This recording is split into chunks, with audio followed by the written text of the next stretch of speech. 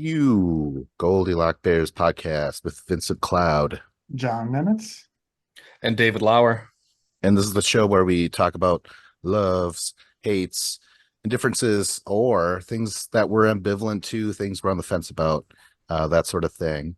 But Things before we that do, are in the gray area. yeah, it's of life. gray. Yeah. Oh my God, I wrote other things down, but I don't remember them.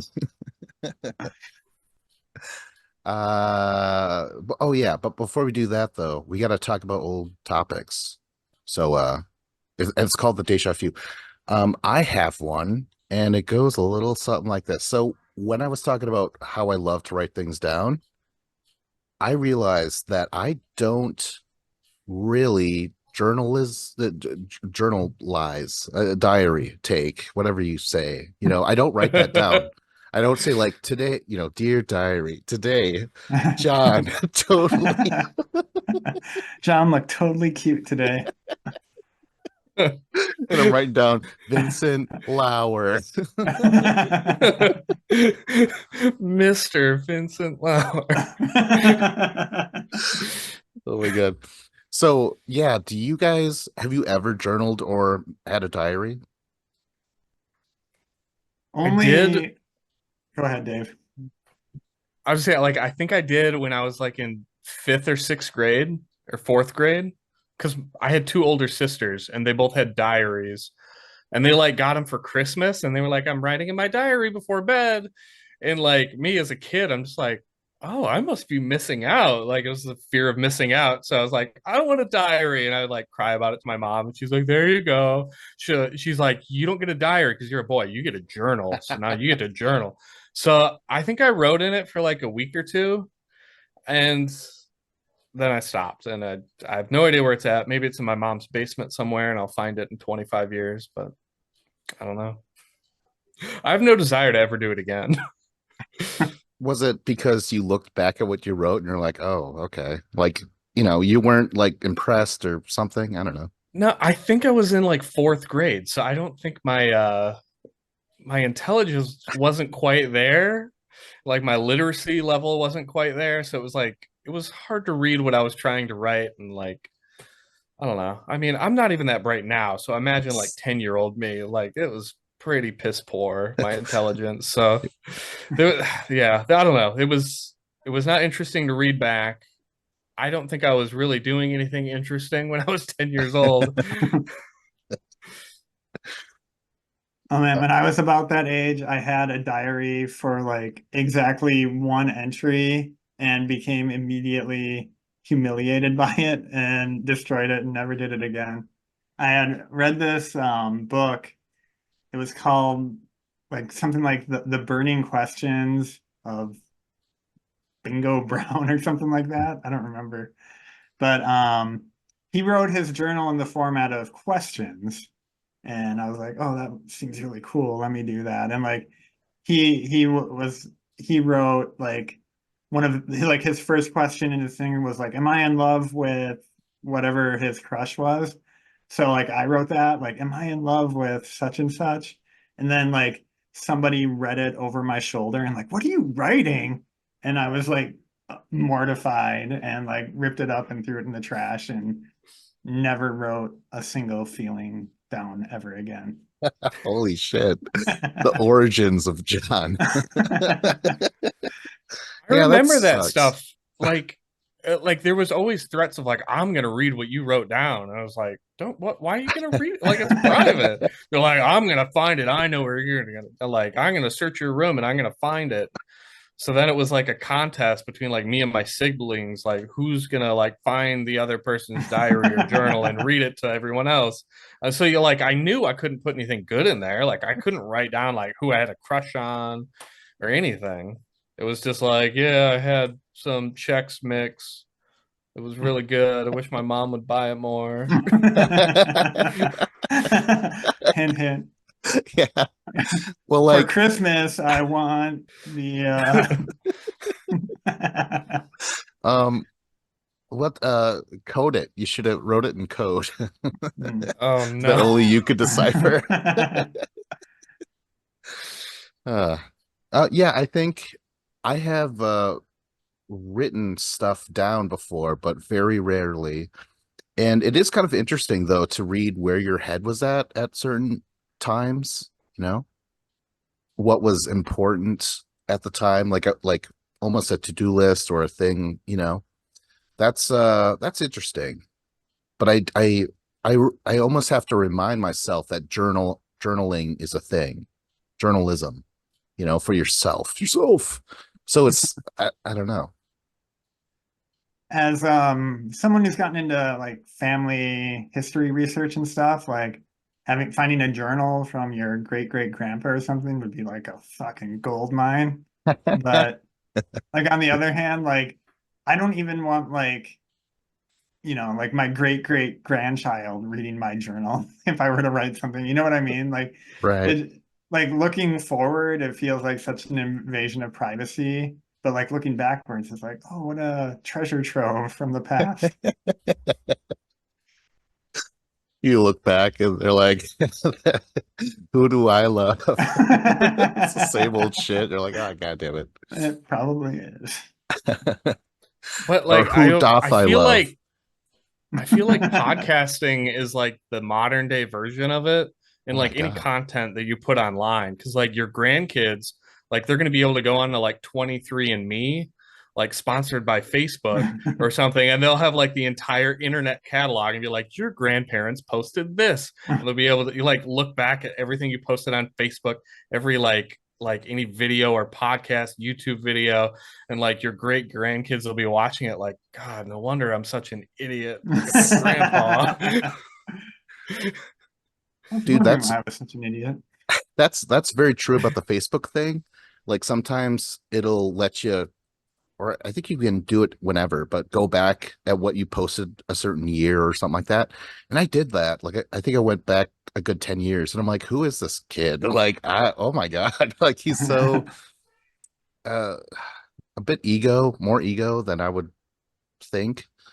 But I don't know. It was very interesting to see a lot of stuff about like going out tonight and shit like that. Like, oh God. Didn't have to do that. Oh Yeah, I no. remember for the brief time when I actually like posted on Facebook and stuff, it was always boring shit like, oh, hanging out in the backyard, something like that. And my friend called me out on that. I'm like, well, yeah, if I'm doing something interesting, I'm not sitting around posting on Facebook. That's I feel great. like the only things that I was posting was like stupid song lyrics from like emo songs where I'm like, man, I really get this. It's like awesome. I'm gonna post these lyrics from this song. And then like out of context, it means nothing to nobody. Like you might get like 4 likes, but like they don't really know what the hell you're talking about. Those were always my instant messenger status messages were song lyrics that meant something to me. Oh shit, yeah, I Yeah. remember that. I remember I posted a Beatles lyric. I wanted a or no, I once had a girl, or should I say she once had me. And immediately a girl was like, what does that mean? So that You're like, Norwegian wood, isn't it good? she's like, are you fucking hitting on me now? Do you want me to be? Yeah. You want me to sleep in the tub? Because I will. Damn it. All right, should we get the actual show started? I don't know who's supposed to start. I think it's Dave. I think you start up, Dave. Do it. Okay. Well, let's start with my love. Um, I love Hans Zimmer, the composer. He's like one of the greatest composers, like music composers, and he just composes music for movies. And like the list of awesome movies is just incredible. I'm not gonna list everything, but like I love what was it? Crimson Tide, the movie. It's like a submarine movie. And it's, a very limited movie, like we've talked about it before, where you just have like two actors in close quarters and then like but like the music over top of it really like made that movie. Um and I have his like greatest hits album on vinyl, and it's from the greatest hits. It's called Hans Zimmer The Classics, and it came out in 2017.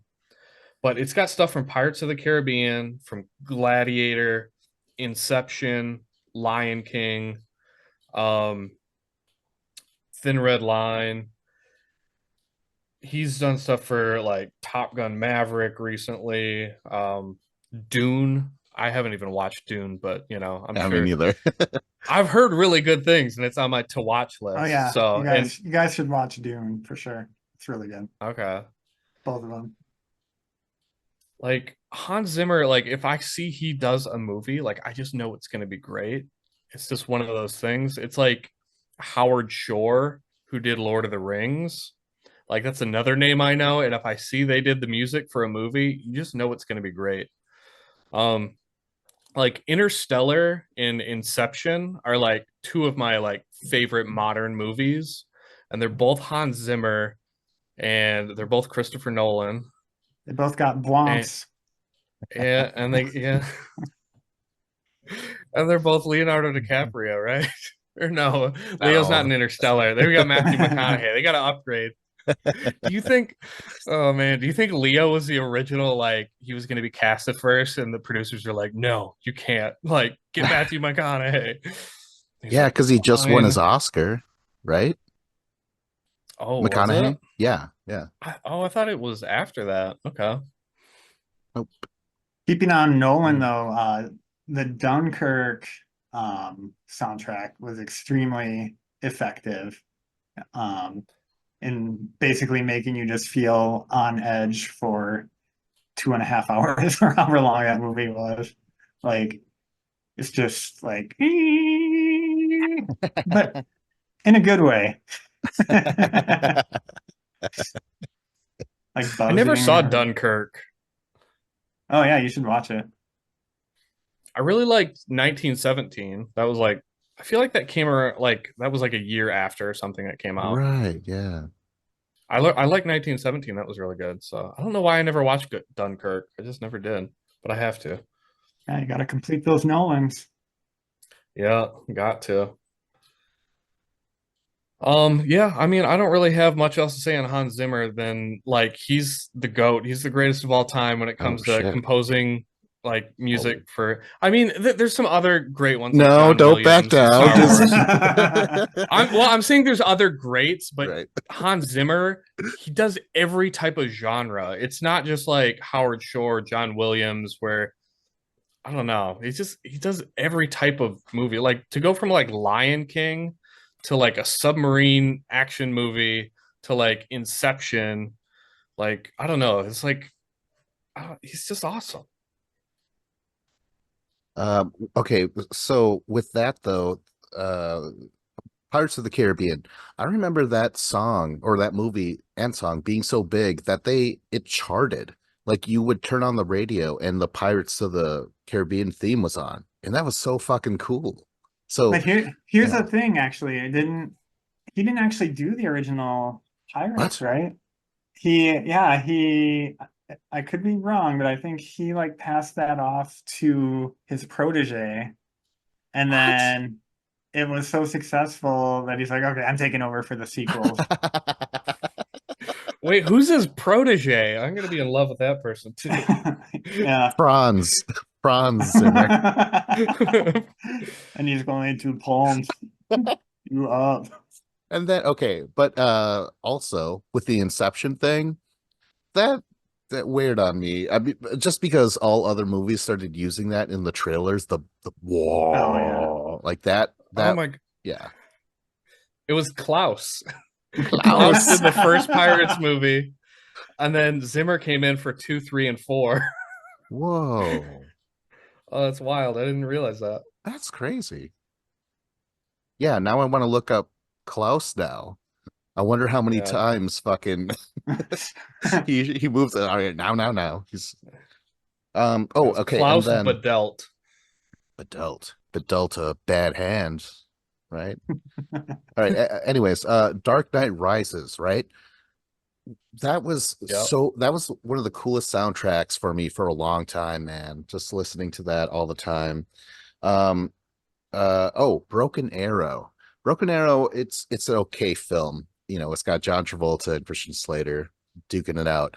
But the theme, the ding ding ding ding, like that is reused in Scream 2 for the Dewey theme. And I remember there was a lot of controversy about that, but I liked it. I was like, hell yeah, man. I had no idea. Now I had to rewatch both of those movies. I don't remember what I was watching, but it was something with like a stupid looking cop. And my wife was like, "Hey, look, it's Doofy."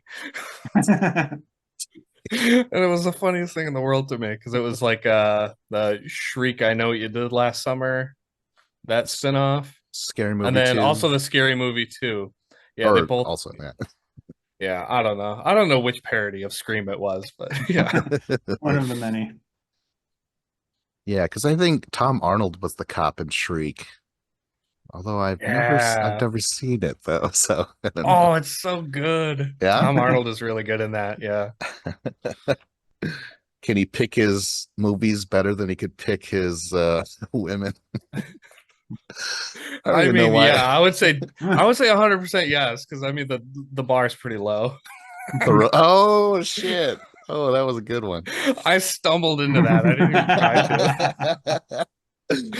Oh man. Okay, John, do you have anything to say about the Zimmer man? Um, in general, like I don't tend to listen to a lot of movie soundtracks, even though I listen to like a ton of video game soundtracks. Um, and I'm not really sure why. They don't grab me the same way for some reason. But I definitely he's one of the composers that you notice the music is good and like I've there's a few that you hear the music and you can kind of pick up on who you think it is, like Danny Elfman, a lot of times, or like I watched all like the Zemeckis movies, so now I like, oh, that's an Alan Silvestri score, like when you Yes. hear it somewhere else, like um and yeah, Zimmer is definitely in that company of like, oh, here's a really good soundtrack and it has a certain sound. Like I bet this is a Zimmer. Segway challenge. Um Dun, dun, dun, dun, dun, dun, dun, dun, dun, dun, dun. And they always play that at the Oscars to like move on to the next thing. Oh, really? Yeah. Oh, that's awesome. Um, I'll go. How about that? Do it. Let's do my indifference. Public displays of affection. So, it's weird when a friend of yours is just making out like with someone and it's like, well, you don't look, and yet you don't want to be like, ew, and look the complete other way, you know? Um, it seems to be only acceptable with girl on girl. I remember, oh my God, I remember being at a bar and Dave, you were telling me something, but right behind you were two women making out.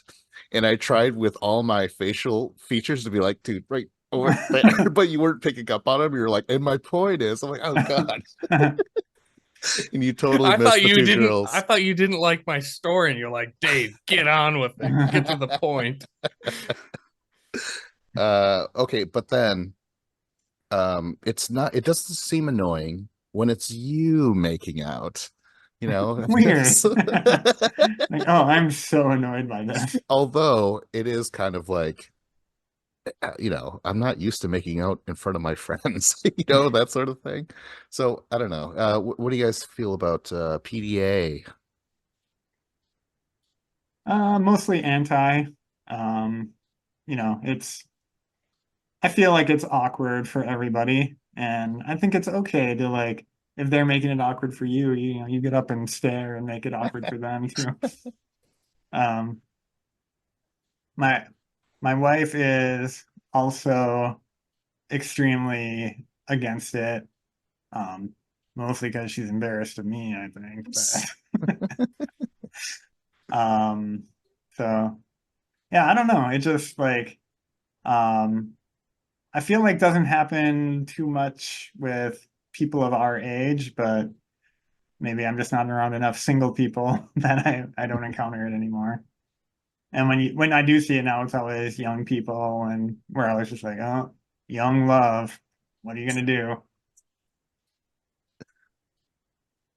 Yeah, I do Uh, feel like it's definitely more of like if you're in your early 20s, like if you there was people who like girls or guys who got a girlfriend or boyfriend and they were so proud of themselves that they attracted someone that they're like, "Oh, we gotta like now that we're kissing and we're going out, like we're just gonna make out in front of everyone." Like, "Oh, hey, how's it going?" And then they just like start kissing. They're like, "Whoa, okay." And it's just like it's fine if you hold hands. Yeah, like I'm like you guys. I'm not a big fan of PDA at all.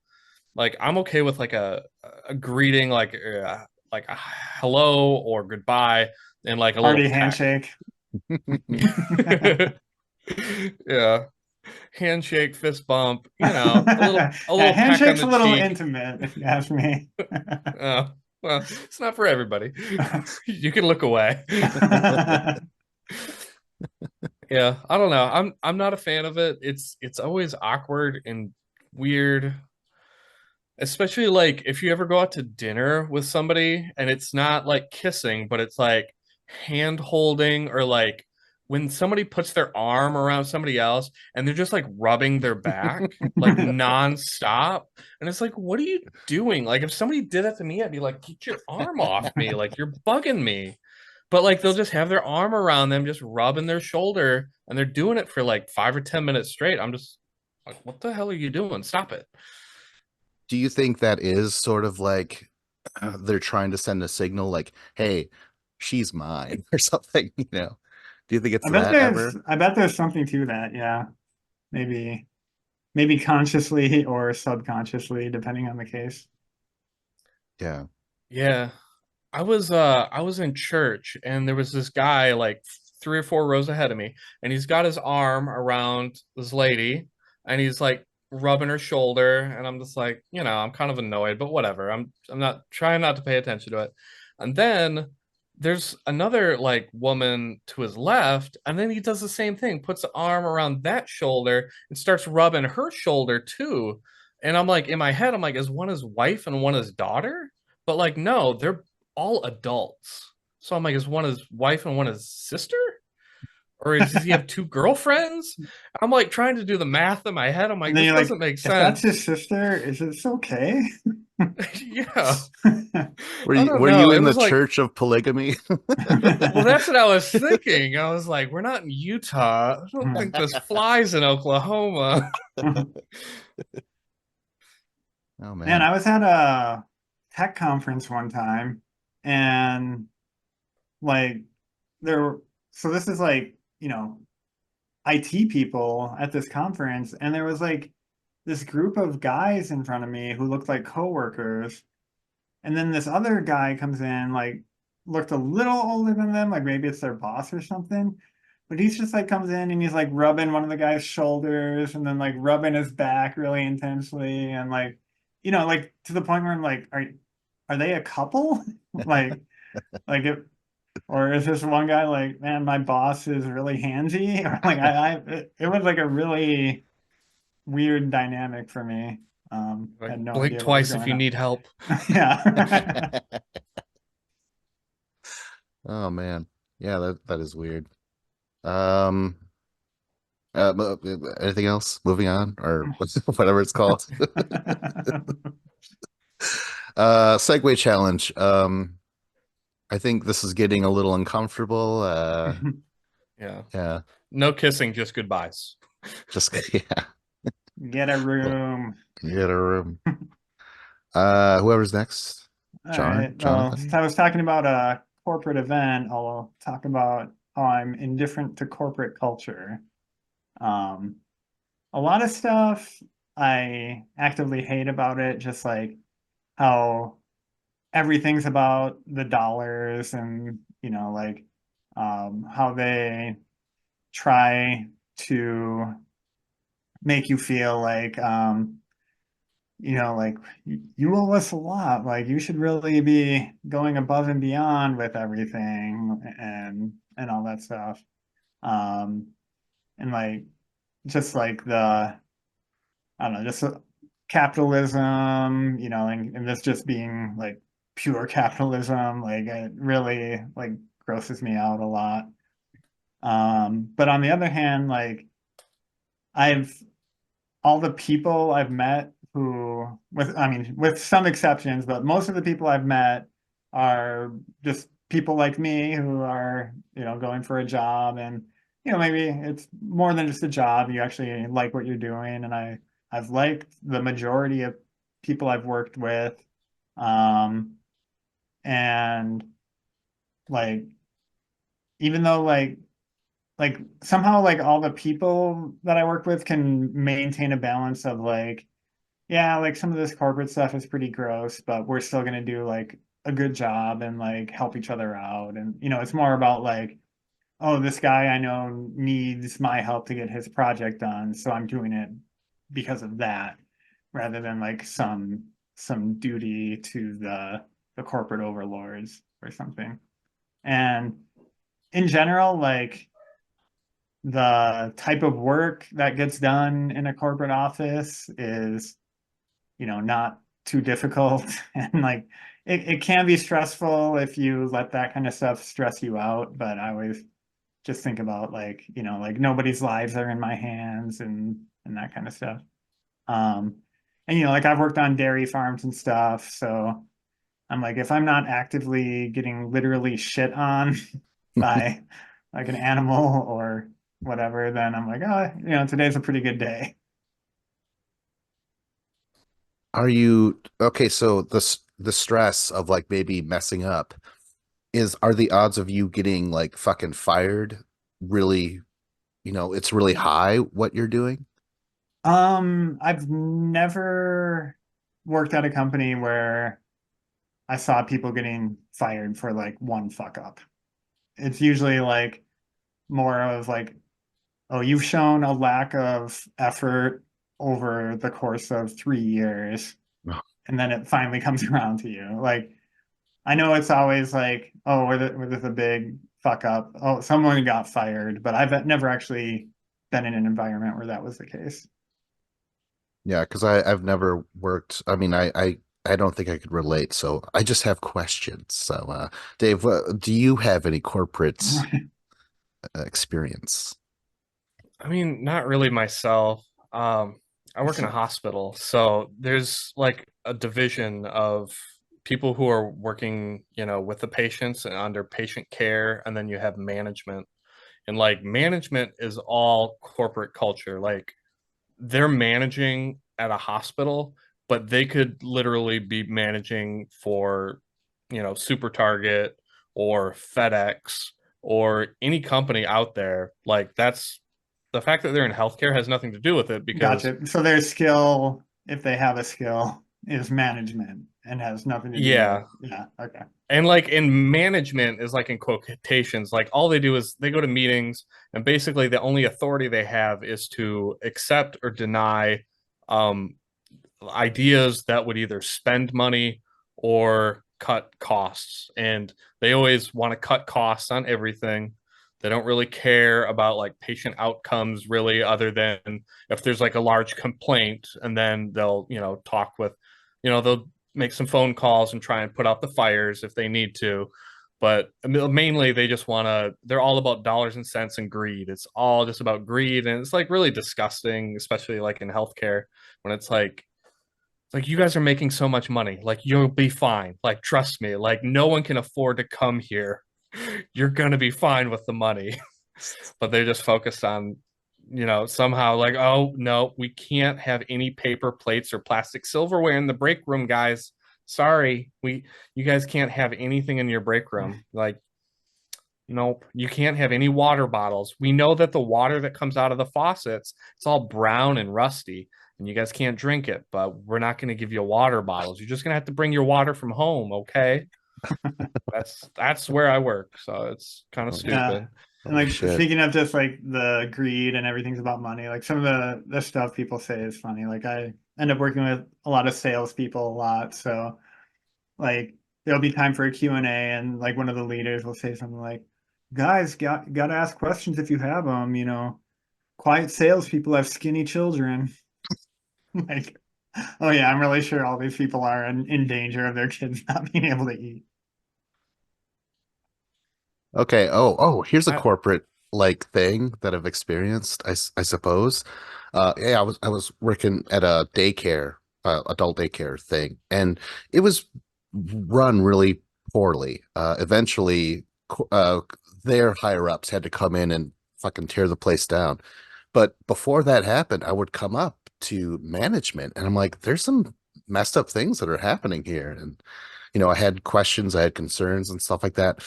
And I was brought in one day by the boss and then the supervisor, and they're like, "So all these things you brought up, we were thinking, what about a pizza party?" God, oh my God.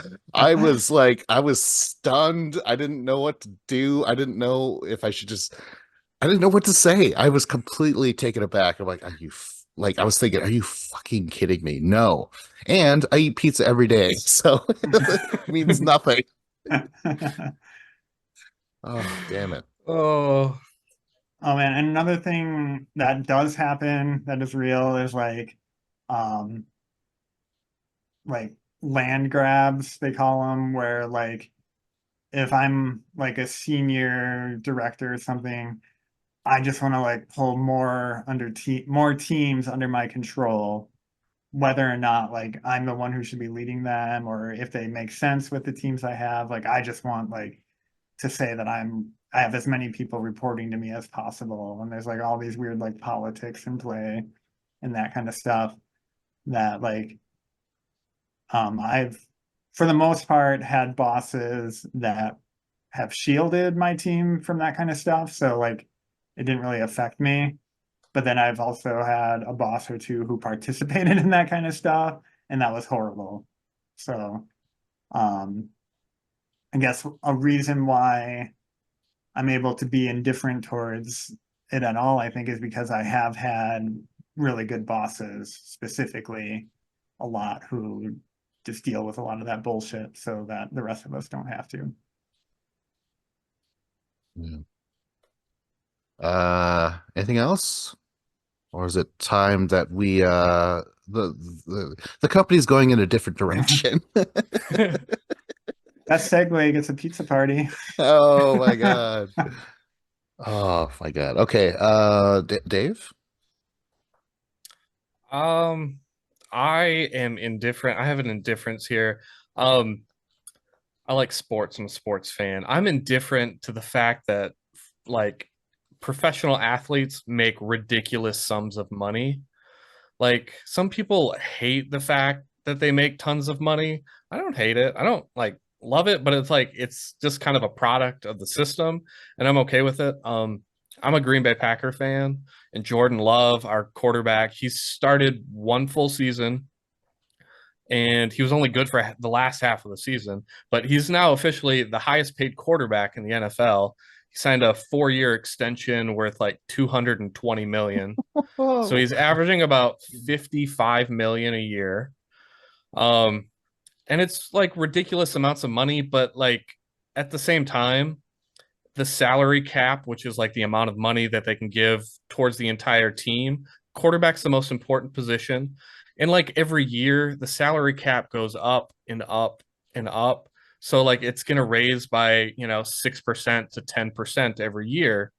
So the contract, while he's the highest paid quarterback right now, the next guy who's gets his extension done, whether it's during the season or next off season, it's just going to get higher and higher because they're just the way inflation in our economy works. It's the same way like the NFL or NBA or MLB works. Um, and while it is ridiculous to make $55 million a year to play quarterback in the NFL because you're only playing like 18 games, um, the owners make so much money that like if the players weren't making all this money, then all that money would just be going into some fat old guy's pocket, like Jerry Jones, like the Dallas Cowboys owner. Like he would just be like he's already got enough money. He's worth like $1 billion. Like he's fine. Like let's spread some money out to some of these players because the players are what the fans are paying the money for. That's the reason we watch on TV. It's the reason, we buy the jerseys, we show up to the stadiums and pay all these crazy ticket prices because we like the product on the field. We don't care about the owners. Like if there should be a salary cap for owners so they don't make that much money, Yeah. But yeah. And that's why like the fact that there's like an NFL players union, and then there's the ownership. It's like the unions can be good and bad, and like depending on like what field you're in. But in the NFL, it's like perfect, I think. But the owners still have like a little bit more leverage than the players union. So even though the players are making tons of money, the NFL still kind of holds a little bit of an advantage. Um, but yeah, like I don't know. I always hear from like older people who like aren't like business savvy, I guess, or understand the economics of it that are like, oh, those players they shouldn't be making that money. There's no way they should be making that money just to play a game. And it's like, but then who else somebody's getting that money? It's going somewhere. So let's give it to, an athlete who's only going to make that kind of money for maybe 10 years of their prime, from age 25 to 35, they'll be making that money. Meanwhile, if the owner has owned that team and they've owned it, since their dad died and they've owned it since like the 70s or the 80s, and they're like, you've been an owner of this team for 40 years, making money for 40 years. With like players can't do that. They have a limited amount of time where they can make decent money or great money. Dang. Yeah, and like Go ahead. that point that you made was like was going to be my entire thing to say about this. So you covered it. It's just like, and it is weird, like, for some reason, like our culture is so like taken aback, like all they do is play a game and they're making all this money. But like to be an owner, it's like all they did was have enough money to buy a thing, and now they're making all this money just because they own that thing. Like that's way less of a marketable skill. Like all you had to do was have money to begin with to make more money. Like if anybody in that equation should be making a high percentage of all the dollars rolling in, it definitely should be the athletes.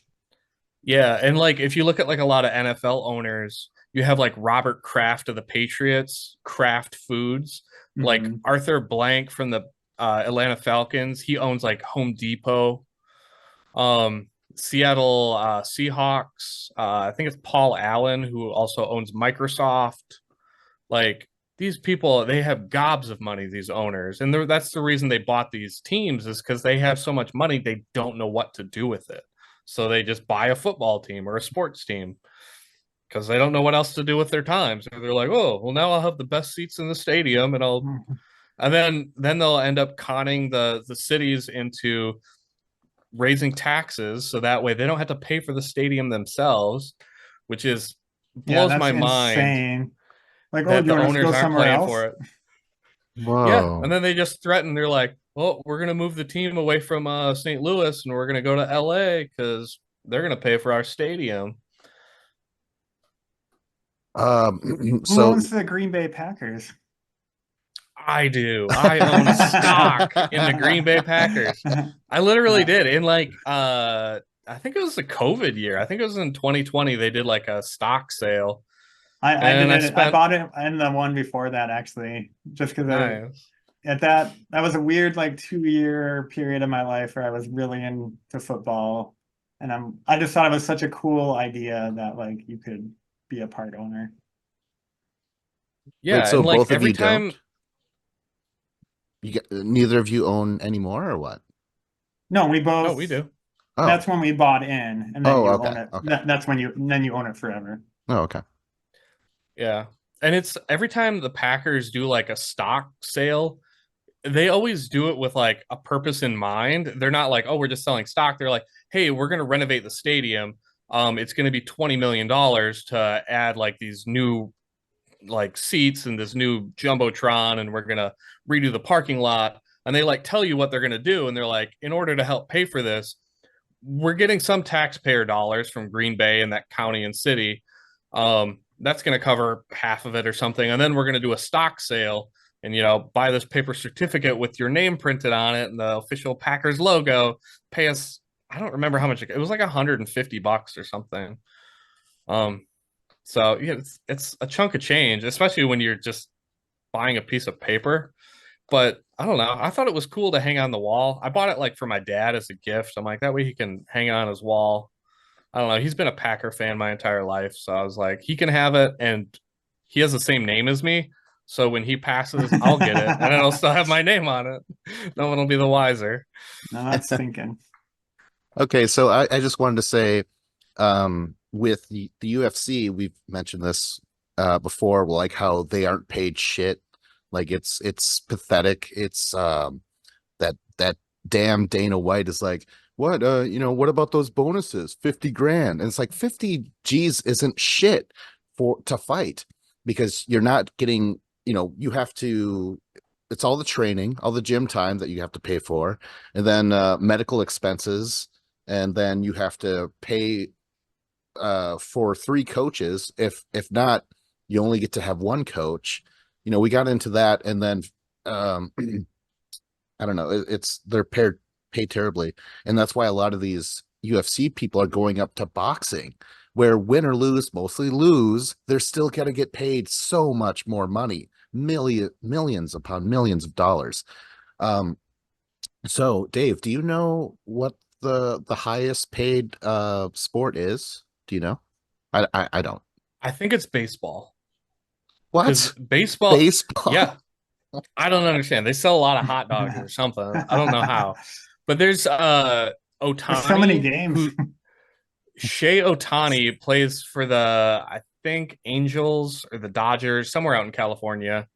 And he signed this contract. It's like 300 million over I don't remember how many years, but he's making like, maybe it's 500 million. I have no idea.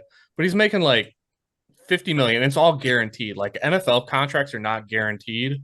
You're only guaranteed maybe like half the contract, and it's kind of in the negotiations. But in baseball, if you like get into a car accident the next day, well, if you were reckless driving, they ain't gonna pay out. But if it wasn't your fault and you can prove it, if you couldn't ever play again, you're still gonna get paid money. There's a famous, I think it's Daryl Strawberry or Bobby Bonilla from the New York Mets. He still makes like $250,000 a year because of the contract he signed back in the 90s.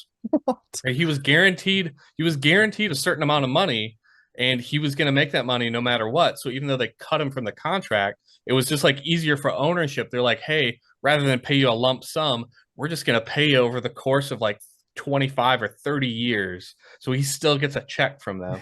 Like baseball players make so much money, it's crazy. Okay, if I were to ever be an athlete and I had some sort of contract like that, and if I got injured, like Rogers style, first game, and he twists his fucking ankle, it could happen. It could happen to my ankle. I would not cry. I would be laughing. Oh, I don't have to do shit, and all the money's gonna come to me.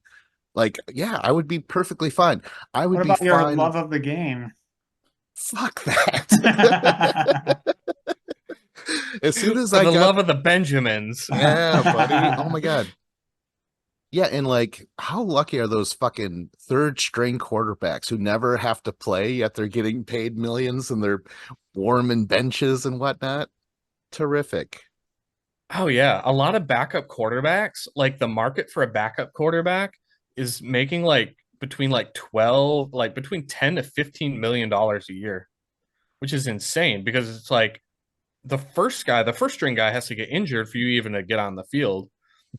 So like a lot of what they're getting paid is just to be there in practice and be a quarterback during practice during the week, and then, help the starter out in the film room and like help go over game film. I don't know. I like if That's like the dream job though, because like there's certain guys where they're like, yeah, they've made $80 million over their career, and they've only thrown like 13 passes. Holy shit. And three Wow. of them were intercepted. Yeah, So really, it's like you don't want to be the best when it comes to that. You want to be, bronze almost. That's the sweet spot. Oh, yeah. Well, assuming you don't actually want to play, which I think a lot of people they do legitimately enjoy the sports they're in. Uh, but there are like lesser players that are on the fringe of making the NFL, where if they wreck their ankle, their career might be over because they might not get another opportunity, and they were making like the minimum salary. So while they might come away with 700,000 or something for that year, that might be the end of it. They might not get another chance. They might not make the team the next year because their ankle or their knee is hurt. So yeah, it's pretty rare to be like great at the game and make all that money. Um, but I don't know. uh, segue? You got a segue in us? Yeah, I had a contract for this topic, but I'm just gonna kind of get paid out for the next few topics, coast on this one. All right. Hang on, let me call your agent Jerry Maguire. Show Let's me stay the on money. athletes. I'll talk about my love. It's athlete celebrations. I remember watching football as a kid, and this is before that it was like, oh, unsportsmanlike to celebrate a touchdown. Though that was the best part of the touchdown, like all those crazy, wacky things they were doing and stuff like that. I like that. And then I started, years later when it was like, oh, let's go to the bars, watch the games. I was like, hey, where's the fucking celebrations? I was really kind of annoyed. I was like, what the fuck? What's the point? Um, and but some people can get away with it. Was it Odom Jr.? He would propose to the Nets. Remember that? No, Is this in Not basketball or specifically, no. football? it was football. It was, oh my gosh. Terrell Owens? No, it was like Odom, something Odom Jr. or whatever. Oh my God. Okay. It was a blue jersey. That's all I know. Anyways, We're part of the Mississippi Blues. oh, in soccer, I like when they slide on their knees, like the fucking power slide from the Oh Who. yeah. That's always cool. Um, Justin, okay, I'm going to talk a little bit about the UFC. Justin Gaethje, when he wins, and this is after a brutal fights, he'll climb onto the fence and do a backflip. And the one time he was so bad off, he kept falling down. Like he fell down twice. Then he finally did the backflip. It was fucking crazy. And then my boy OSP, Ovint St. Preux, he's so quiet and he's so like, yeah, he seems so gentlemanly like, but when he wins, he goes like this, which looks like wings at first, and then he sticks out his tongue. And I was like, oh, that's cool. I want to do that. And then I was like, wait, that's sexual in nature. It's cunnilingus. I had Oh, no I never idea. thought of that. And I was like, damn it, that's awesome. Like I really enjoyed that. It was always funny when he did that because like he's always like just like stoic, no emotion at all on his face the entire like before the fight, during the fight. Then he wins, and he's just like Uh, Terrific. Um, and then there was another one, Ortiz. Some people didn't like it. I thought it was awesome because it took forever to do. He would start shoveling a grave, toss the shovel, take the person and drag them into the spot where the hole was, and then crawl over it and like cover it like that. I was like, it was so overdone. It was so awesome. I loved it so much. What do you guys say about celebrations from athletes? One that always comes to mind for me is in the Packers when they were in the Super Bowl, BJ Raji. He's like this defensive lineman, and somehow he got the ball and like wobbled his way into the end zone. But he had like a prepared touchdown dance. And like the announcers were saying, like, yeah, all these guys, like 350-pound defensive lineman is prepared for a touchdown dance. Like they're all like dreaming of this happening. He's been preparing for like 7 seasons, just waiting for one day I'll get a touchdown. Was he flagged for that? Because they don't really allow it anymore, right? No, No, this was years ago. they actually brought it back. So like they did enact a bunch of rules to like stop like excessive celebrations, but they brought it back for the most part. The only rule they have now is you can't like go to the ground and do a celebration while you're on the ground. But nobody Yeah, really understands because why. Like, underground, that's where the devil is.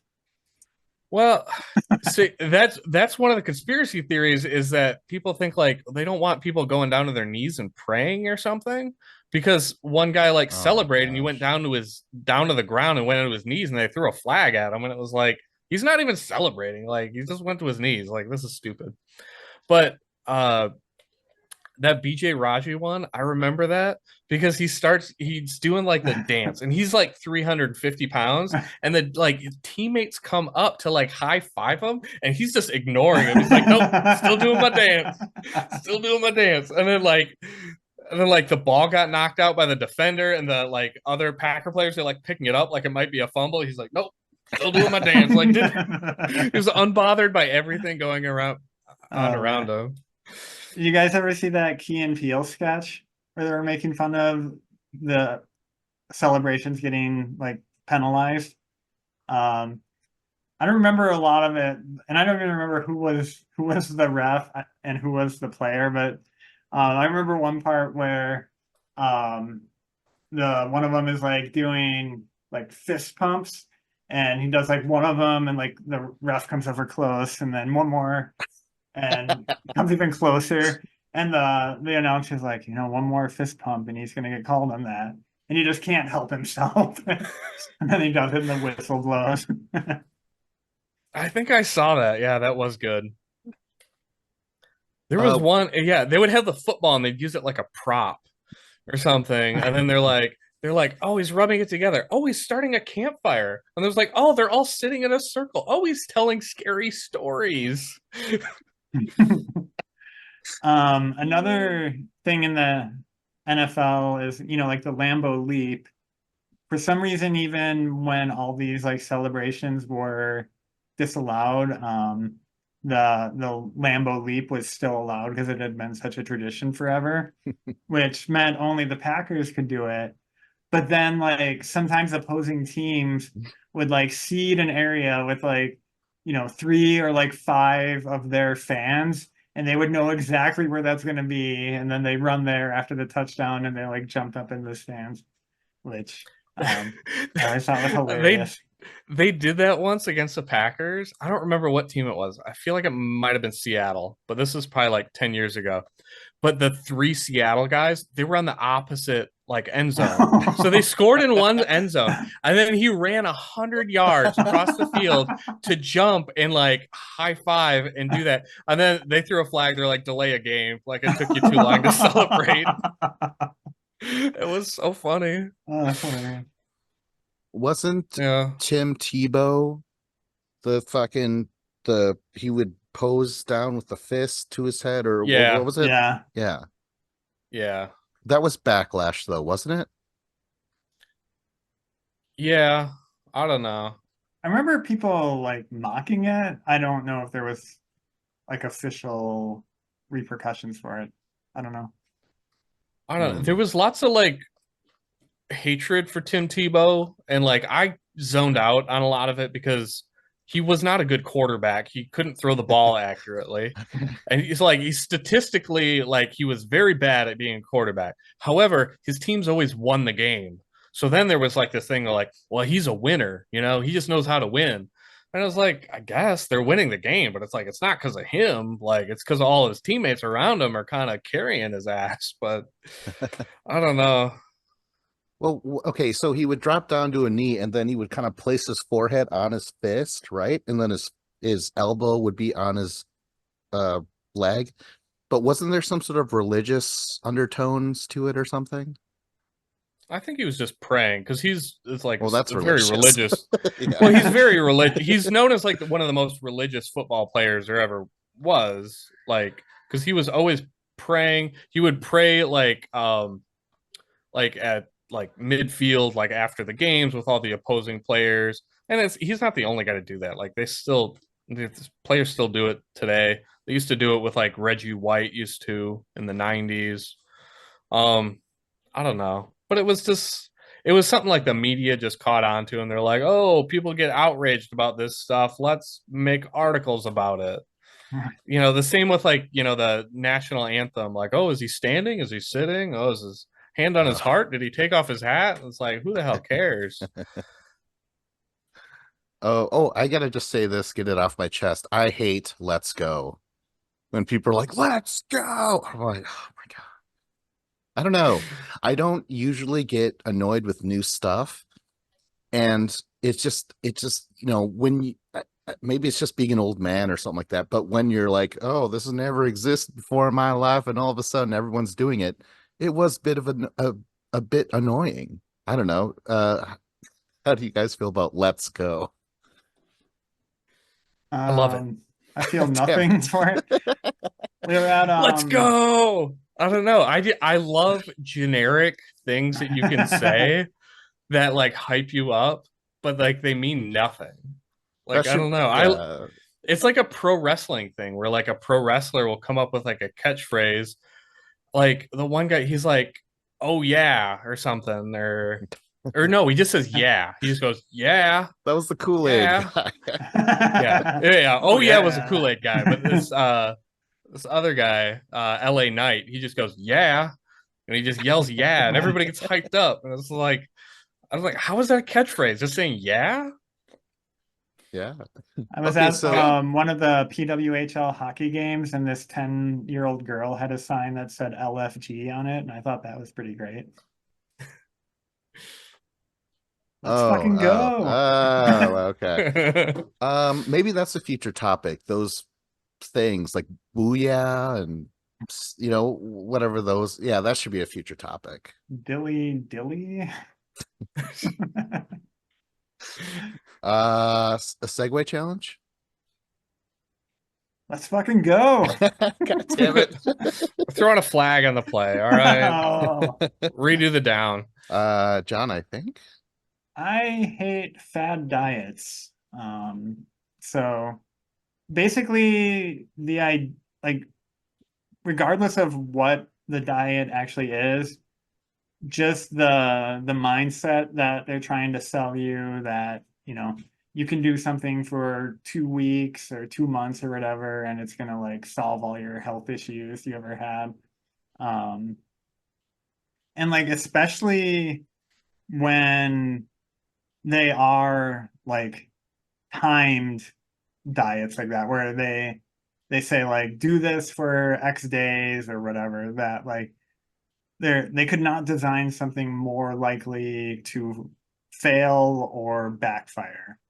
Um, and I'm someone who used to be like 70 pounds heavier than I am right now, and also someone who eats a very specific type of diet. And I guess fad diets annoy me for both of those reasons. So like when I lost like I lost the weight like pretty much in the course of like a year and a half, but like I was still eating like all the same foods I ever ate like growing up and stuff. It was like purely just like smaller portions. So like I didn't give up a single thing. I still like ate desserts and stuff, but just like, oh, I'm just gonna have like a very small piece of this instead of like the whole thing. Um, and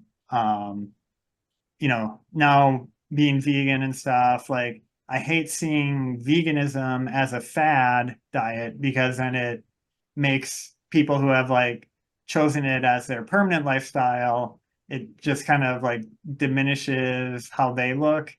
And it also makes like um you know, like restaurants and stuff, or, you know, people who sell food take it less seriously because, like, oh, you know, I saw you in here eating a burger a week ago.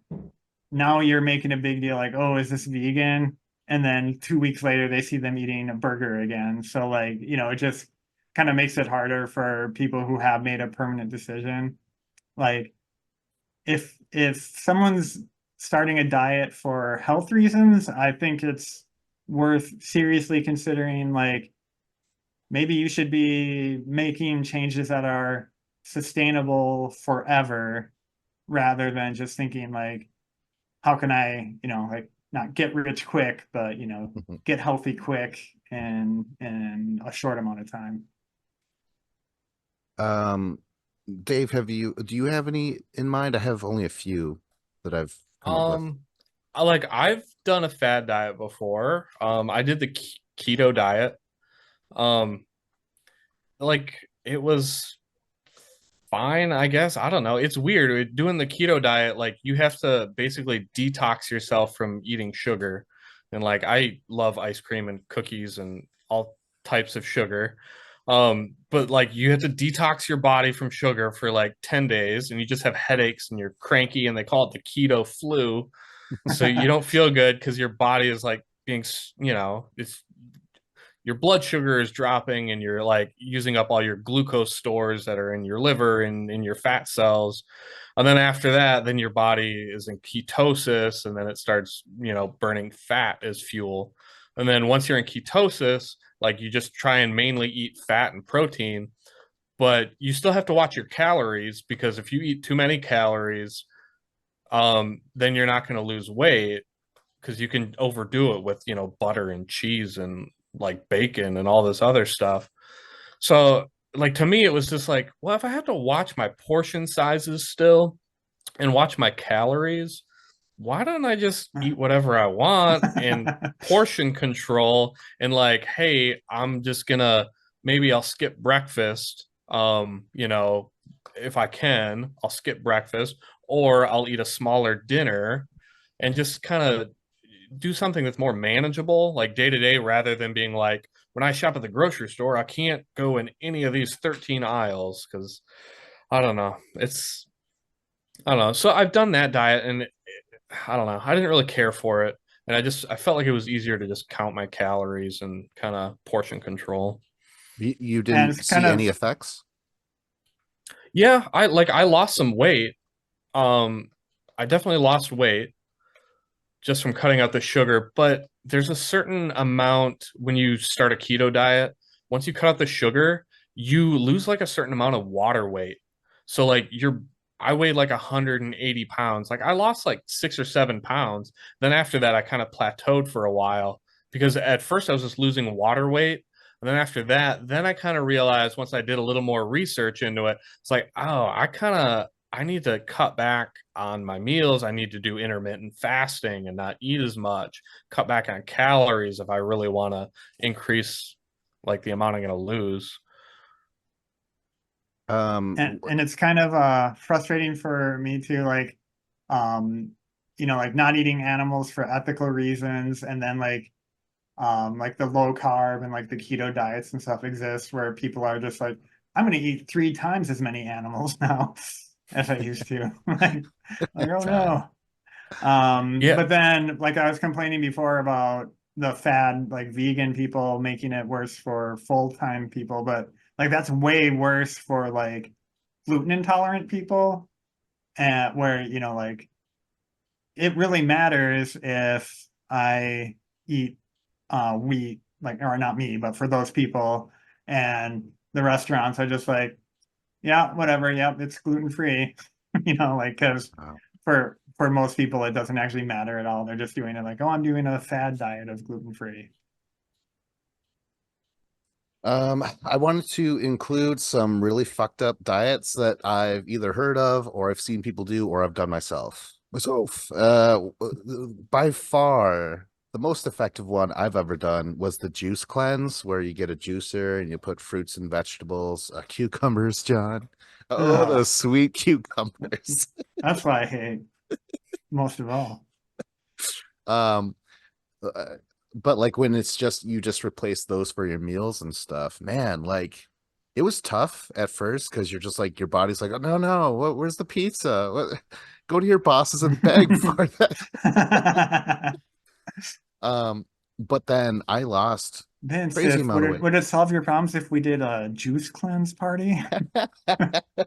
Yeah, I'm willing to ignore all the horrible corruption and the oh my God, so much horrible shit that was going on. Um, so anyways, I did that and it's tough though. It's tough to maintain, but when I was on it, my thoughts were clear, my skin was clear. I lost a lot of weight. Felt great. It's just it was hard to stay that way. But one of the worst diets though I've ever heard of is pills with pieces of tapeworm in them. Oh yeah, Is this that's real? I insane. I think my aunt might have done it. My memory's kind of hazy, but I think that's why I know about it. Isn't But that honey, you gross? can't argue with the results. I feel like I've heard like a joke about people like, oh, just go to Central America or South America and get a tapeworm, and then, you'll have to go to the doctor in a couple months to remove it, but you'll lose Ugh, tons of weight. oh, gross. Oh my God. You know, like how bears get a lot of parasites and stuff? Well, especially when they're hibernating. So, anyways, there was this video of a bear just out of hibernation walking down the highway or whatever, and a 30-foot tapeworm out of its ass. Gee. And I was like, Ant? Blank? I'm not gonna say her name. On blank. Ant blank. The bear was walking down the street being like, yeah, but I look so good right now. Oh, damn it. Anything else? Diets? Oh, isn't this keto was named something else back in the day where you don't eat bread, you just eat meat and cheese. I did Like that. Atkins. Yeah, Atkins, that's what it Yeah, was. so like I think people use like keto and Atkins and low carb synonymously, but like keto is actually a very specific thing that like it sounds like Dave was doing it the real way where like you're eating like so high of a concentration of fat that your body just processes the food you eat differently rather than um just cutting back on carbs and stuff. Shit. But that was Yeah, I tough though. remember I actually like I really got into it. I did it for like 30 days, but I bought like a glucose sensor that like diabetics have to check their blood sugar to make sure that like because I would want to test like certain foods. I want to see if my blood sugar would spike after it. And then I also got like ketone strips that you would pee on this little strip and then it would turn a different color. Like the darker brown meant the more like ketones that are in your urine. But then after like reading more about it, it's just like, yeah, if there's a lot of ketones in your blood, it's really hard on your kidneys and it's bad for you. And I'm like, I don't know. There's like, because with all of these fad diets, there's always like books out there to sell you on the diet and they tell you all the things you want to hear. Like you're going to lose weight and it's good for you in these ways. But with the power of the internet, like if you do enough research, you can see like the seedy underside of like the bad side effects and the people who have like, yeah, I did this and like this happened to me and I had these problems and you kind of learn that maybe moderation is just the key. And oh, I was gonna mention like our fad diet's gonna come to an end nowadays because now we have like Manjaro and Ozempic and these weight loss Yeah. drugs. The people just take these drugs and they don't even have to go on a diet, like just lose their appetite and then they lose tons of weight. Oh my Yeah. God. It's really interesting actually. But yeah, you remind me of something I had meant to say. Like, it's just so weird that like people who like are into nutrition like aren't they're like what they're actually into is like weight loss, not like how do I eat nutritious food. And like, one thing that like actually really changed the way I thought about food was this book that my mother-in-law gave me. I think it's called like The World's Healthiest Foods or something like that. And all it does is it like talks about like um blueberries are really high in these nutrients. Beef liver is really high in these nutrients. And it just like showcases like what really like all these different foods are good for. And then I just started thinking like, okay, well, I know if I eat more than X calories per day, I'm gonna gain weight. So, like keeping under that calorie limit, how do I eat the most foods that are actually giving my body the nutrients that it needs to function? And that was another thing the book talked about. It was like, here's what magnesium does for you, here's what iron does for you, and so forth. And that just made me really think about it. It's like, okay, I'm not like cutting out items that are bad for me. I'm trying to say, how do I like eat the most items that are good for me and like not overeat, basically. Segue challenge. Um, Well, let's I'm giving up on this topic like I gave up on my last three diets. um so who is it? It's Dave again? Is it me? Or All right. wait. Yeah. Yeah, I think it's Dave. I don't even remember my topic, guys. Ill Cliche prepared. expressions Oh yeah, yeah, or yeah. metaphors, something like I I really hate these like cliche expressions and metaphors that people say. Like we all know a bunch of them, like dumber than a box of rocks, or he's not the sharpest tool in the shed, or not the sharpest knife in the drawer.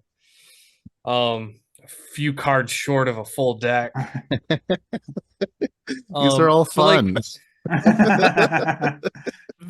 they're all like annoying to me because we've heard them all before. And I hate all these cliche ones. However, the reason I kind of thought of this topic was because I heard one and I had never heard of it before. Now, all the examples I just gave, they're all like insults towards people, like, oh yeah, they're dumb. But these expressions, they don't have to be insults. They can just be like a weird metaphor in a conversation that like doesn't really fit, or like it's just out of the norm. But I know like my dad used to always say like, "Oh, that it would make a freight train take a dirt road." And I thought it was the funniest thing ever, and I liked that one because it was like, "Oh, I don't hear that one all the time." And then my wife said the other day, this is something that her dad has always said, and I've never heard him say it, but I got to get him to say it because my wife said it, and she's like, when you see something weird, she's like, man, that's like watching a monkey fuck a football. And I'm like, what the fuck does that mean? She's like, my dad used to always say it. And I'm like, what? I don't like, oh, like, what? I'm like, what does it mean for a monkey to fuck a football? She's like, we have no idea. Like, that's why it's weird. Like, okay, I don't know. It made no sense, but I thought it was funny. And then like another weird expression was how do you eat an elephant? One bite at a time. And it's just like That's just wisdom it's right there. and it's just like something you'd hear in like a bad movie, or just like some stupid person would say something like that. And it's just like it just bugs me. It's weird. There's no place for it. Like, I mean, I don't know. There's I guess there's a couple, like if you hear it once, it's like, oh, that's kind of funny. But if you've heard it more than once, it's like, I don't want to hear it anymore. True. Well, this one's positive. And I think this isn't a cliche expression now. Living my best life. I'm like, oh, shut the fuck up. Yeah. I don't even mean to get that mad about it, because if they're being cool, like if they're in a good, place in their life, good for them. But I just hear that far too much, and it's over the stupidest things, like, oh, I have Ritz for lunch, living my best life. It's like something that like a recently divorced woman would say, like, "Oh, living my best life, single now." Exactly, dude. And That's like tying it back to the corporate culture stuff, like the working hard or hardly working. Oh my God. yeah, that's the worst. But like I feel like all this stuff people say it ironically now, like because of like Office Space and stuff, like, oh, you got a case of the Mondays, stuff like that. The only way to counter that it would be like, yeah, I'm gonna have to ask you to stop doing that. Yeah. Uh, I shit you not. Every Monday I'm at work, I always like walk into a room and everyone's just like sad and staring at the desk. And I want to be like, looks like somebody's got a case of the Monday. But I never say it, but it's always in my head. Like it's always chambered. And I'm like, thank God I have self-control because people would probably want to kill me if I said that every time I thought it. That's how the cookie crumbles is I don't know. It just seems like, oh, that didn't help me at all when you said that. What about You brought up a the cookie, but apartment? what? What about in the apartment? That's how it crumbles, cookie wise. Oh, I only watched that movie once and I liked it. But I only saw that once. I remember there's a lot of like really witty lines and stuff. What's that? What's his name? What's the writer? Uh, Billy Wilder? No. Yeah, Billy Yeah, Wilder. Yep. yeah. Yep. Um, What about just oh, like other idioms like it's not rocket science and stuff like that? I feel like we covered this in a strange way. Um, yeah, I don't know. I feel I understand what you're saying, Dave. Like that's like memes to me, where it's like, oh, you put up a funny meme and it expressed what you wanted to say, but you didn't say it. You're just using someone else's words. So if I wanted to say, oh, that's how things will happen or something, I'm not going to do that's how the cookie crumbles. I'm going to try and come up with my own thing. So just like with memes, though, if I do share them, I have to put my own little thing on top of it just to either add on to it, just to say, I'm funny too, guys. It's not just a stupid meme that I'm using. Yeah. Yeah, I've done that with I had a really funny I'll send you the picture. I had a funny picture from my wedding where it's Luke, my best man, is signing like the marriage certificate and like my wife is like smiling watching and I'm like, hold up now, just like wait a minute, like before you sign that, we got to go over some stuff. But it was a funny picture because Luke has got like this shit-eating grin on his face, and I was like, oh, this is like a meme-worthy picture. So then like I wrote like my own little meme, like, and I posted on there, and then I sent it to Luke, and it was pretty funny, I thought. But I don't know. I've never really made memes, but it is it's something that makes memes better than like these little cliche sayings is that you can take that picture and then you can input your own like different scenario or joke over the top of that picture and make it your own. Yeah. You just have to put some originality because some people are come off as way too witty and shit when they aren't.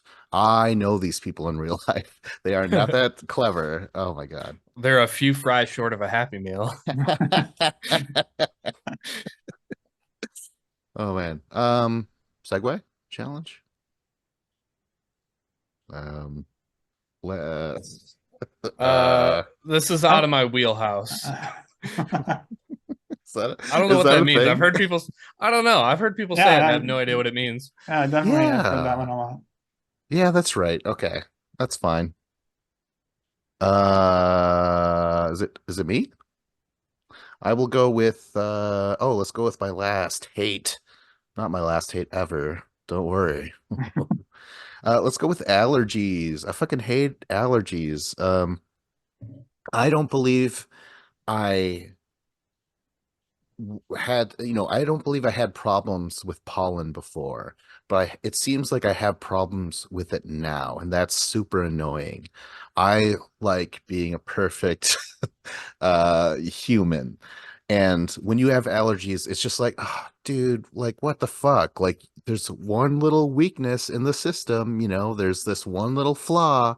You're the Death Star, but there's a 2 meter hole in you and shit like that. So you're allergic to Luke torpedoes or something. It's so annoying. And what really spawned this for me was I got out all these clothes from my bedroom, my second bedroom, which I never go in there. But I'm like, oh shit, look at all these shirts and stuff. And I washed them and I put them on and I'm like, oh God, I feel itchy and like I'm breaking out. Like, what the fuck is going on? And I remembered in my head, but my face is sensitive as it is, but I do remember always being so let down that I have a nice collared shirt, but then I'm fucking breaking out. And then I looked at the tag and it's like polyester. I'm like, could that be something? And I looked at all the shirts that I consider my nice shirts, and they're all polyester, and they have always given me some bit of a problem. And and uh and then just recently, I was talking to my mom about something like similar, and she's like, "Well, what are you using as laundry soap?" I'm like, "Oh, Tide." And she's like, "No, no, no, no, no, no. We're like basically allergic to Tide." I'm like, "What?" She's like, "Yeah, Really? you never noticed in the house, right?" I'm like, "I guess not. I thought we were too cheap or something, you know." She's like, "No, no, just buy whatever it was." And I'm like, "Oh, okay." So yeah, that's very bizarre. And oh, my sister, though, I think I mentioned this before, but after she had like her second kid or third kid, all of a sudden she's allergic to seafood. That's that sucks, the body. It's just weaknesses. I don't like admitting that I'm allergic to anything. It sucks. Yeah, what do you guys think about allergies? Hate him. I was on a flight one time. I was running late to get to the flight. So I went and got this nice Thai noodle dish, brought it on the plane with me. Um, I hear like a few rows up ahead of me to my right, this woman stand up and she's like, I have a severe peanut allergy. Um, so can I please ask like if you have any peanut items, um, please do not get them out. Like I will get very sick. And I'm like, sucks to be them. And then like before like a couple minutes later on the overhead speaker, they make an announcement like everybody on the plane, like do not take any peanut items out of whatever. I'm like, how I was just thinking like the worst thing ever has happened to me. Um, I'm gonna be pretty hungry by the end of this flight. But yeah, it's just insane. Like, how can like this thing that is like perfectly fine for the vast majority of people just like can like kill certain people? Like, it's insane. I Myself. thought they were gonna find like a peanut on the floor and be like, everyone evacuate the plane. There's a Oh peanut. my God. Yeah. And like I so just wanted to be like, there's no way it's that bad for her, and I just eat the food anyway, but I restrained myself somehow. So you're not allergic to anything? I had my appendix out, and when I woke up, the doctors told me I'm allergic to morphine because apparently I like broke out in hives when I was like unconscious. And then also like spirulina, apparently, that's this like blue algae thing. Um, that so like M&Ms have, milk in them, so vegans don't eat them, but they've made like vegan M&Ms from some brand or another, but they use like spirulina to like color the blue ones and the purple ones. So like if I eat them, it makes my throat itchy. But like I miss peanut butter M&Ms so much that I'm like, is this worth it? And like, like, is it gonna stop at an itchy throat, or is like my throat gonna close up one of these days? And I'm like seriously like considering like if I eat like one per day, can I like train my body not to be allergic to this anymore? My wife is just like, let it go. Like I can eat the red ones. Dave, are you allergic to anything? I just have like seasonal allergies, like to pollen. Um, I think that's basically it. But I don't like I've never really taken like any medications, like other than like a antibiotic or like a ibuprofen. Like I've never really taken anything other than that, so I don't know. Like maybe there's medications, but I'm not aware of. But with like allergies, those really suck. Like the seasonal allergies, because like you're just going through your year and everything's fine, and then you just have like a headache and like sinus pressure, and then your eyes are watering and your nose is running, and you're like, what is happening? Do I have a cold?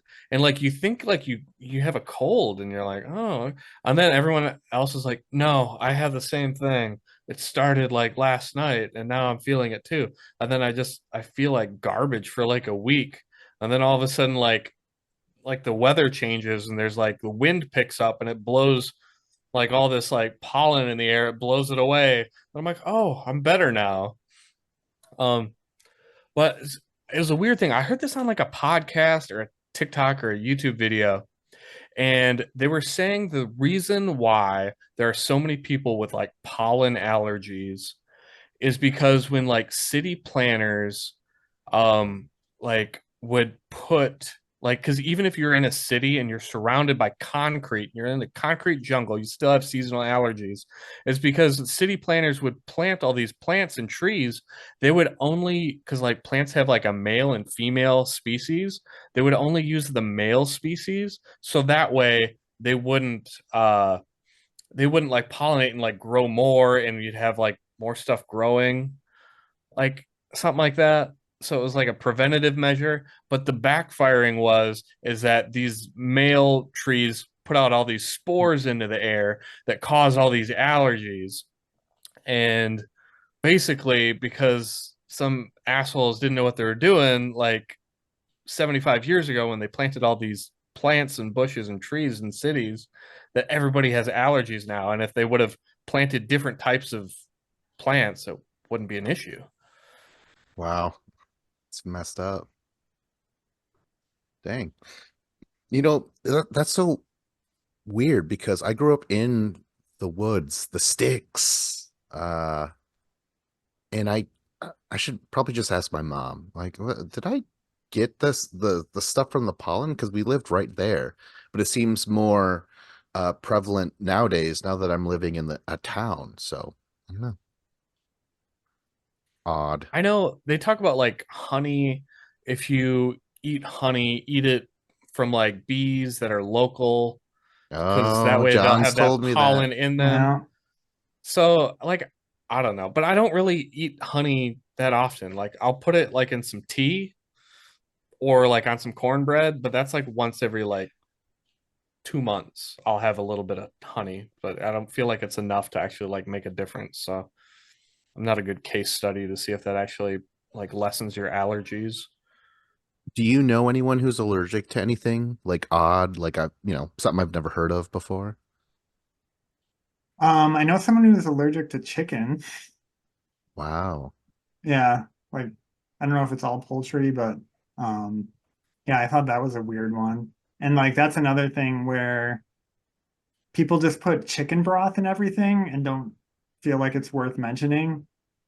So like they have to be very careful and be like, is there chicken in this? Like, nope.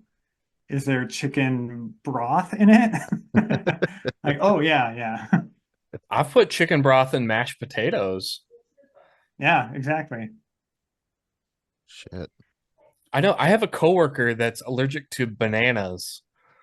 And I just like laughed about it. I was like, haha, and they're like, no, it's serious. Like they could die from a banana. Oh, I thought he They're like, just slipped on him all the time. they're like, don't put that banana peel in the garbage over here. They're like, put it in the one down there because they won't, because they could just breathe it in. And I have no idea if they're joking or not, but Man, could that be a shit is thing. bananas. BA fuck. Segue challenge. Actually, what you did was a great segue to my Oh topic yeah. of mnemonic devices, which I love.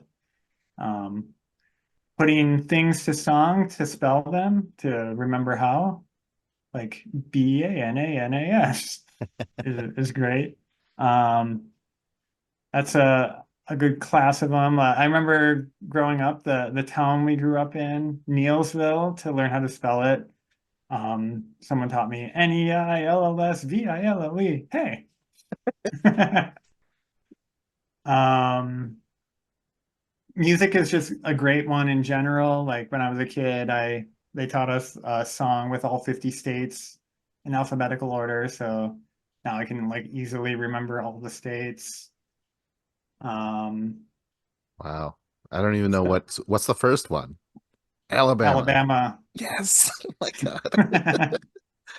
Alabama, Alaska, Arizona, Arkansas, Was etc. was that not from Animaniacs? I know Animaniacs did a few of those. I don't know if that one was specifically on there Oh, or okay. not. Um, Good rhyming ones for remembering dates. We all know when Columbus sailed the ocean blue. 1492. um, One thing that's like the when you do the initialization. So I remember learning like how to read sheet music growing up. There's like these things for the lines on the staff, like every good boy does fine, that kind of stuff. And I remember like if you can make them dirty, they're even more memorable.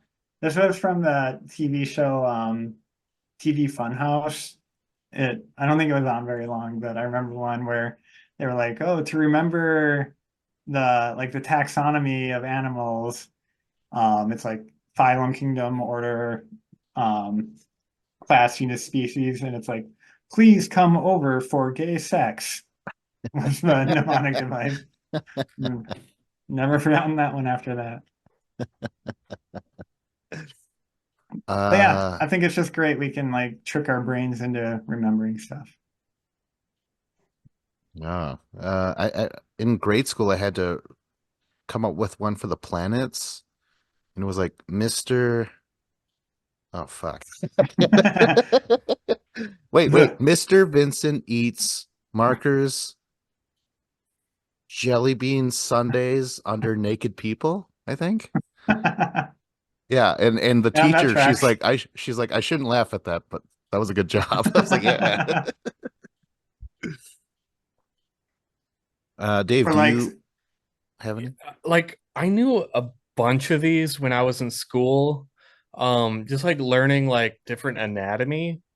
Like learning like all the bones in the hand. There's like 8 like bones in like your hand and wrist, like your scaphoid, lunate, triquetrum, pisiform, hamate, capitate, trapezoid, trapezium, I and can like tell trying to you're recalling remember. those from memory. Yeah, I had to read it off a phone because I could probably name 6 out of the 8, but not all of them. But like the order that they're in, like if you're looking at it, if you're looking at it this way, it's one thing, but then it's backwards if you flip the hand and it's the other way. So you had to like start at a certain point and like number them. And then it was like the ones I'm seeing on like is so long to pinky, here comes the thumb. And that would give it away. It would kind of tell you where to start and like you're gonna finish. This one will be underneath the pinky, and then you'll go towards the thumb. But the problem is there's trapezoid and trapezium. They both start with a T, so like you're always gonna flip flop those. Um, yeah, I had to learn a lot of like those stupid things, and it was like I'm not learning anything with this. I'm just remembering it for my test, and then 10 minutes after my test, I'm never gonna think of it again, and I'm never gonna know it again. And I mean, it's proof because I had to look it up on my phone. I don't even know. What about um like bands? You know, Nine Inch Nails. They got the cool NIN. That's pretty. Would that count as something? I mean, were you likely to forget Nine Inch Nails if you didn't remember NIN?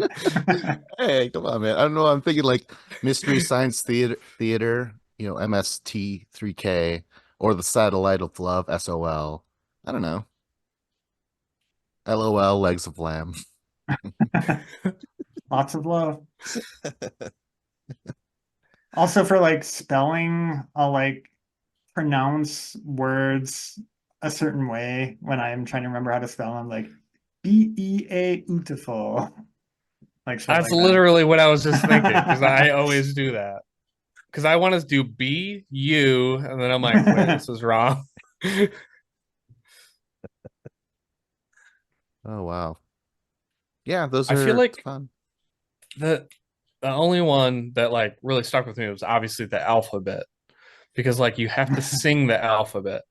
And like I've seen some like YouTube videos where like a cop is pulling someone over for like drunk driving or suspected drunk driving, and they're like, "I want you to say the alphabet, but don't sing it. You just have to say it." And then like the person will get to like A, B, C, D, E, F, G, H, I, J, K, L, M, and then they start singing it, and they're like, "No, no, no, this is a failure." But I have music in my heart. It's just so damn catchy. I can't help it. Wait, But it's so like they got rid of having to do it backwards? I mean, well, that's that was tough. obviously too difficult. I could never do that. But Yeah, I you'd feel rather like copy John. I never learned how to just say the alphabet. I PC only Challenge learned how reference. to sing it. I Yeah. remember I think it was geometry class, we learned, or no, it might have been trigonometry, or I don't remember, but who can remember things? They would teach us Not me. these rules, and I'm trying to remember who I sat by, but we always like initialized them and tried to pronounce them. Like there was one that was like congruent parts of congruent triangles are congruent, and we would call it Kapakatak. And then there was another one that was like ad tapadakaya or something like that. Like it was way harder to remember than like what the actual rule was. But now I remember that weird block of letters, but I don't remember what it actually stood for. But wait a minute though. Okay, so Nine Inch Nails doesn't work, but like I don't know, my dude from UFC OSP, that's easier than Vince St. Preux, you know? Yeah, so Like, that I mean the yeah, point is like there's a thing that you actually want to remember. So you come up with a way to help your brain remember it. Whereas yeah. like I don't think that's the case with Nine Inch Nails. So you're saying they're a shitty band? Is that what you're saying? No, no, they're great. Aha, there's But only one person in Nine Inch Nails. You fucking poser. Actually, no, that's incorrect. Atticus There's like, Ross, yeah, Atticus Ross. No, yeah. um, or our favorite actor slash actress ATJ.